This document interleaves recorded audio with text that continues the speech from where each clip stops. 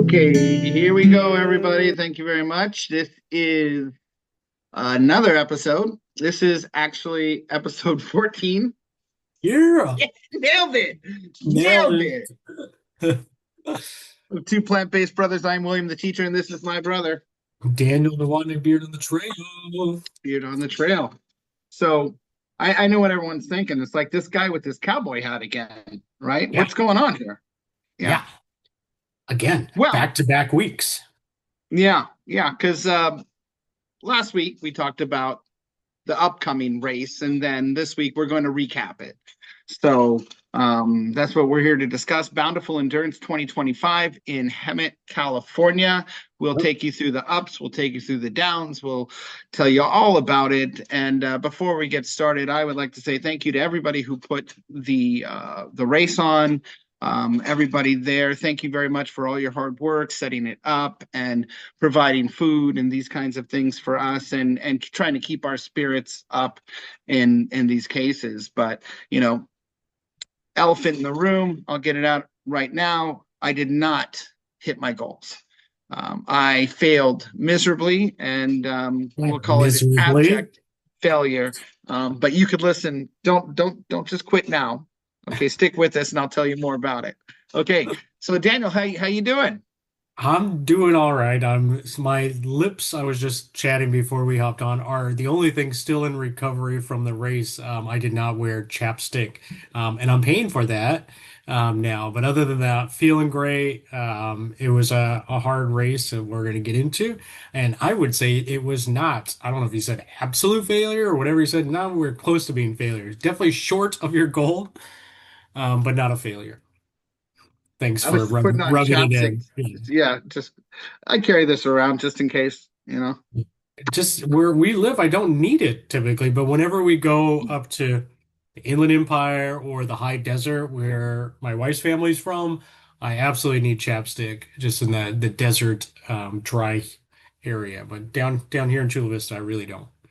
No, I spend too much time in the sun, honestly. Mm, And I definitely bring it with me every day. But I would say it's only been something I've been doing since I've been walking long distances. Before mm, that, you know, I didn't have the exposure. So now I'm trying to get better. mm. And hopefully my daughters are listening that I'm trying to put on more sunscreen, That's trying good. Yeah. and taking care of the lipstick. So, going Well, into it, hold on. You said lipstick or chapstick? chapstick, thank you. Ah. Lipstick. Oh man, people have already cut that one. This guy in his lipstick, it's chapstick. Okay. Uh, Goodness God. gracious. Hey, I'm fine with it. Believe what you want to believe, people. It's fine.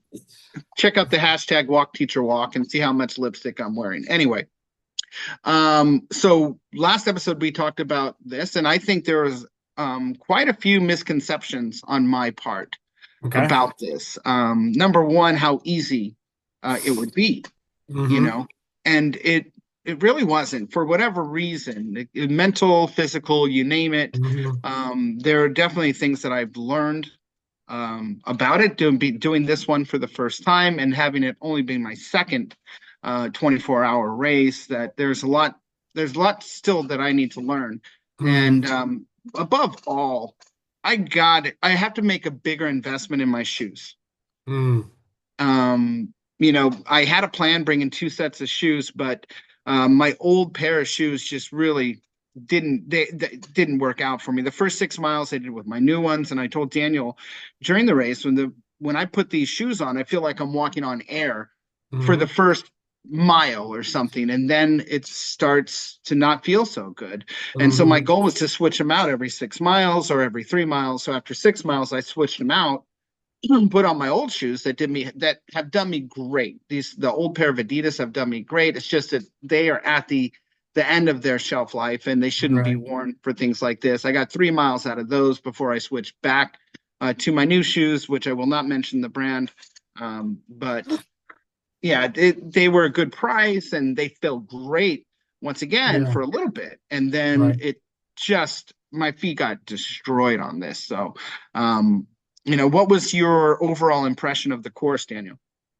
So we had talked last week about being, I think, 50 feet of elevation gain each mile, each lap. I didn't necessarily put two and two together of our last one, which I want to say was 150, but it was a 2 mile course. So there was actually, I think, a decent amount of elevation gain over the course of each laps, and it was just so gradual, which I liked, like compared to our last one, Pirates Cove, which had that steep hill. But half of I would say more than half of the course was just gradually going uphill. And so that one was the biggest surprise, I think, from the course itself. I like that it wasn't too monotonous. It wasn't just a circle, so you kind of take some turns and along kind of where your Williams hat is on the side there where that yellow line is on the left of his hat. Nope, the other side. Yeah.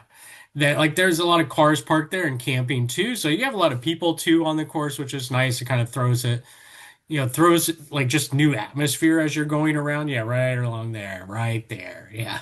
And Yeah. then there was a mucky part that we weren't necessarily expecting, but we did know it had been raining, right? We talked about that Mm. last week too, and so we knew there was possibility. So I think considering that it rained so much, to that only have that one little tiny spot where it was a little mucky, and even that it was just soft, like it wasn't like actually mud or anything.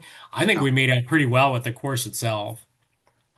Yeah, I mean, that's the thing that one section that we're talking about that goes through the trees, and you can kind of see it. I'm all backwards over here, Yeah. right there. Yeah. It was really weird for me. It looked like it could be slippery or muddy, but it wasn't. But you would just sink down. It felt like Yeah. it was like walking on a mattress or something. Or like a water bed, right? It It was was weird. really strange feeling. Yeah. But yeah, and there was what I wasn't expecting was a lot of sand. There was a lot of sand. Mhm. And I don't know. It seems like more rocks got kicked up or something as we went through because it seemed like in the evening hours or the Yeah. late night or early morning, I kept on, hitting rocks over and over again, and just kind of my ankles just doing this, and it wasn't that good, but it was. I'm saying as expected, but it was overall, it was well maintained. It was especially Yeah. considering all the rain. It was a great course, and like I said, everyone there did a great job setting it up. And you do Absolutely. get that citrus kind of smell as you walk through, and kind of reminded me of growing up there on Mhm. Avenue H before the grapefruit groves got torn down. We used to play Yeah. in those things a lot, and so that was great. But very very gradual incline. But I think the one thing that really tripped me up the most was the 1 mile. The difference between doing the 2 mile Mhm. and the 1 mile is just that something that you had discussed before is that now that chair is there Yeah. every mile, not every 2 miles. It's Yeah. there every mile. And so I was thinking that I would be have a better chance to like go get one more. But instead I was more likely to say, I'll just sit down for a minute, right? Hmm. And it Right. just kept me from getting to where I wanted to be. But uh, you know, everyone was very nice and everything like that. But uh, you know, it wasn't my best race. But you still did exceptional because I give you kudos to you for I think both of us kind of called it. I definitely called it quits. I don't know if it was around 10 or so or Hmm. 9 to 10, somewhere in that like later evening space. But you got back up in the wee hours and kept at it. So I think that's the hardest part, is being able to do that. And you got an extra whatever it was, 6, 7 miles or something like that. Something like That that, yeah. yeah, that you wouldn't have if you didn't get back up out of your tent. And you were sleeping in a tent. I was sleeping in the car. I think maybe slightly warmer in the car, but it was kind of chilly out. And it was nice to have those extra blankets. Question about you said your feet were tore up earlier. Was Yeah. it specifically blisters or was it foot pain or was it foot pain because of the blisters?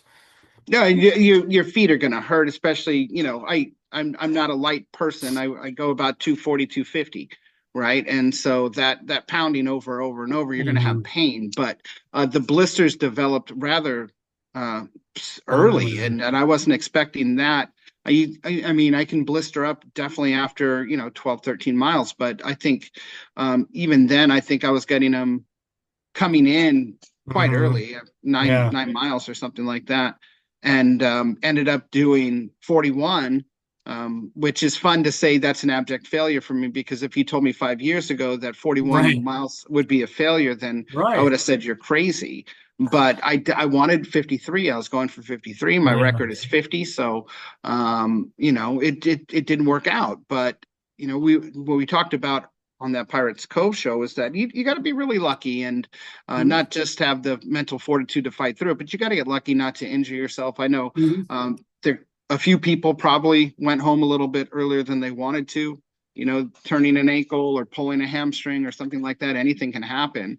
Mhm. Um, but another thing that I did, which probably wasn't the best idea, was running. Um, Yeah. a little bit and getting into the downslope and just that part through the trees there was kind of narrow and I didn't want to slow anybody down. So what I Mhm. would do is I would run through that, which was what, 30 yards maybe. I mean, Yeah. it's really, 25 yards, something yeah, like that. but I would get going, and then I would keep doing that. But I hadn't really prepared. I hadn't worked on any sprinting. Yeah. Right. No. So it's not good to just jump in and do something that you haven't prepared to do. So Right. you kind of get caught up. But Daniel, you have definitely done a lot, but you've been dealing with a lot this year, recovering from cancer and everything else like that, going through, all the treatments and building your body back up. But your goal going into it was a marathon, and you absolutely crushed it. Yeah, I was definitely had zero expectations of like how I'd do out there, and to kind of your point, like I also probably shouldn't have been running, but I probably ran off and on, like kind of walk, ran off and on probably for the first 6 miles or so. Mhm. And probably should have done that. Kind of going back to the foot thing, that could also have been part of your blister, like flare up of sorts, right? Of or your feet not used to that kind of movement in particular Mhm. could have helped increase the likelihood of blisters of sorts. But yeah, no, so I did walk run for maybe the first six and then straight walking from there. But yeah, no, I was really proud of myself. 26 came and 26 went. I was like, oh, let me just keep going. And just in all honesty, I think it's weird, but it's competition when I get out there too, like that I wasn't expecting. I'm like having you there is like a good, I think, healthy competition. I'm like he's still going, so I should still go, or I'm like a couple laps ahead, so let me just get another lap ahead, something like that. Oh, he's sitting down, I'm going to keep going, or he's not sitting down, I'm going to keep going.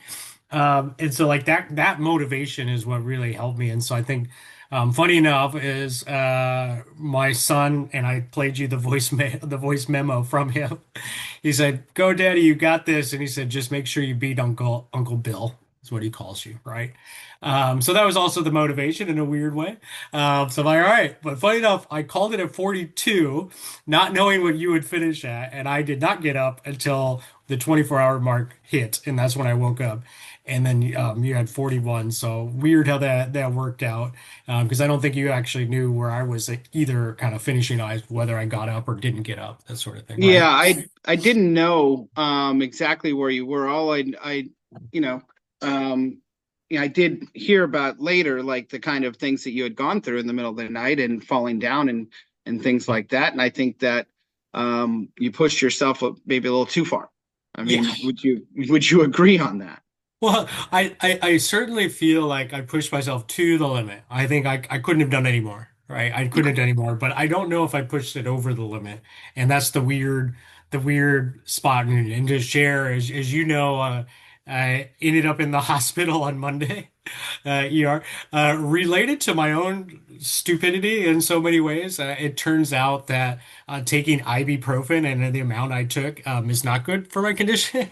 Mm, Especially with my esophagus and what I guess I had. Turns out, so I had acid reflux, I think, kind of leading up to the race on Friday, and I felt it, I remembered it, but I didn't think anything of it with the yeah. race. But combine that with um, I think I took 9 ibuprofen throughout the course of the entire day, so over 12 plus hours and spaced out in between. And my throat, still very much recovering from tonsil cancer and radiation for tonsil cancer treatment, was all a bad combination to get a tear in my esophagus. So what ended up happening, I got a tear in my esophagus, and the next, I think on Sunday and Monday, I noticed my stool was very, very like tar, like TMI, right? But tar black, like just like coming out. And so I was like, this can't be good. And so I went to the UR. They did an endoscopy. I don't know how to do the pronunciation of that. It's basically a colonoscopy, but through the other way. And they take a camera, put it down your throat, and that's where they found the scar. It's been healing. It's totally fine. Not turns out to not be a big deal because it's going to heal. But at the time, I was really worried, and mostly it was just my legs that was hurting. I think Sunday and Monday, but I walked heavily on Monday after the Mhm. race just to get my body moving, and then by Tuesday, I was pretty feeling pretty good. So physically, outside of a tear in my esophagus, I felt like I pushed myself right at that limit. But another reason for the whole ER was, as you said, William, I had fallen down at night when I had to go up to get to the bathroom. I got very dizzy coming back, and I just felt like I lost my legs. My legs were completely like weak and didn't have them. And so I fell on my way back into the car. Didn't hurt myself or anything, thank goodness. Mhm. But certainly knew I was like, oh, there's no way I'm going back out there. I'm like, this is it. I'm Yeah. done. I hope he Yeah. does, but I'm done. Well, I tell you, I mean, it's just amazing what you did, and I think it was just a testament to you and how far you're going to push it, and glad to hear that everything's okay now and it wasn't anything major and everything else like that. But Thank you. um, really great job. And then so I don't know if I was 35 or 36 in, so maybe whatever. I thought I was at 37 and I wasn't. Let's just say that. And and I was just gonna call it a night. I mean, I was Yeah. just done. Everything was painful and and then I got up and for some reason I thought I had gotten up at 2:30. Um, but I did. I went to the restroom and Uh, then I went back because according to my pedometer, I didn't start walking again till 4. oh, So yeah, I was able to get 5 or 6 extra miles in whatever it was uh, between 4 and 7. So that was good because I was at least going a little bit faster than I thought. I thought I was going, yeah. man, I'm only doing like 1 mile an hour here. I'm barely moving. Yeah. But I was keeping it decent. 2 miles an hour is a decent pace. I think for me at that point it was, Right. and able Those to get them in blisters. and just keep going, you know, slow and steady basically, and Hmm. then just seeing a few other people out there that were doing it, and just knowing that the people that were still going, they were really shooting for that 100, Yeah. and I'm just like, God, if I can just get to 40, I'm gonna be happy.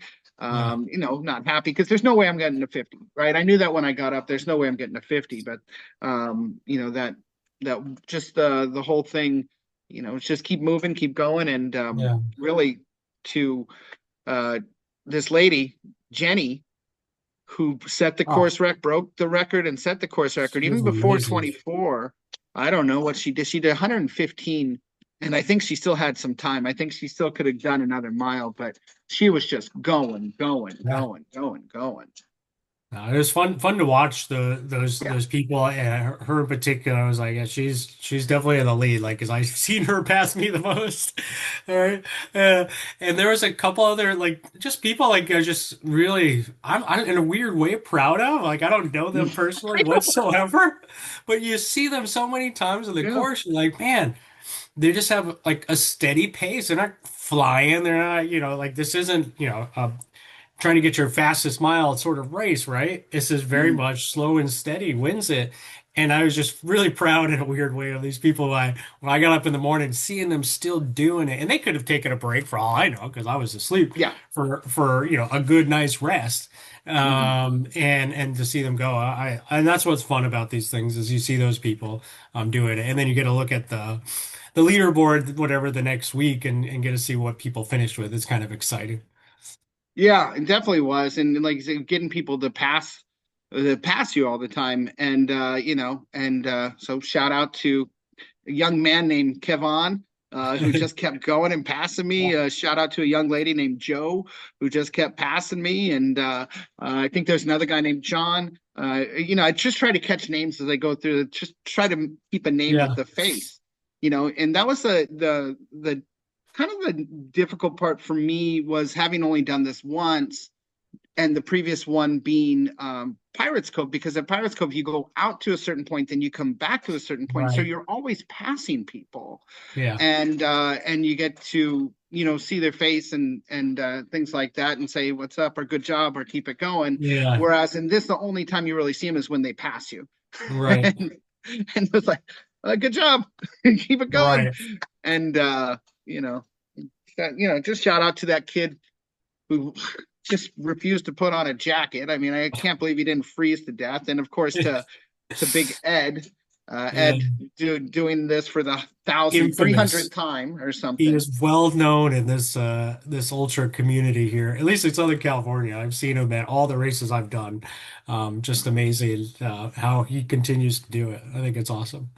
Yeah, and just it really was, um, and it's still it's good. It's just so good to be a part of it, even if you're going to finish last. And we Yeah. we didn't finish last, but Nope. we kept it going, and I definitely rested for too much, and probably necessary. Who knows? I mean, Mhm. uh, when you take off the socks and you look at your feet, and it's just like these giant balls Would underneath. It's would just you like, oh. consider playing around with socks or just shoes at this point is kind of what you're thinking? I think I really need to invest more in shoes, and then look at maybe some kind of insole. Okay. Um, and also I need to lose some weight too, would be helpful too, I think. Okay. But yeah, trying to find a nice pair of shoes, especially for this type of Hmm. terrain, right? Yeah. So your shoes that you talked about did not have cleats, but they have these things that I Lugs, think, I think they call them. I don't know, but I think that's just better for this kind of terrain. Whereas Right. I'm a street walker and I should keep my street walking shoes for the street. Hmm. But perhaps in the dirt, or when I get off the beaten path and get onto, the trail, maybe have something with a little bit better. But it's you know pay more than 39.99 for your shoes. I mean, that's Yeah.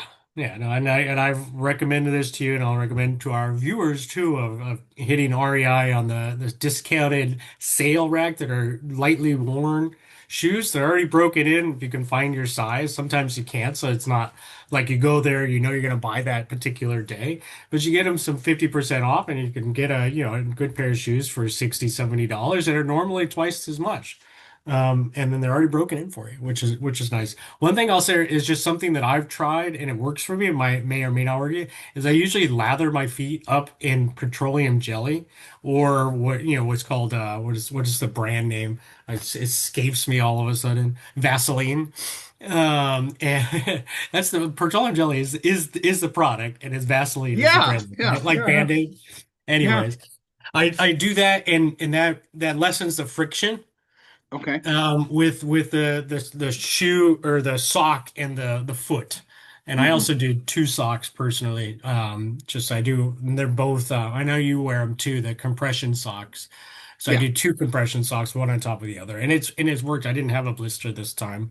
So it worked out, but it's that funky thing playing around with the shoe, the sole, the Hmm. sock, and just getting the reps in, I guess.